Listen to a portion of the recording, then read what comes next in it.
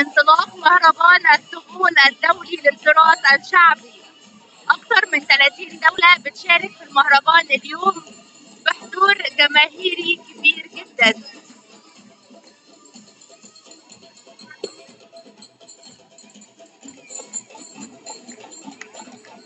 أكثر من فرقة بتعرض على المسرح الآن. تفاعل جماهيري رهيب.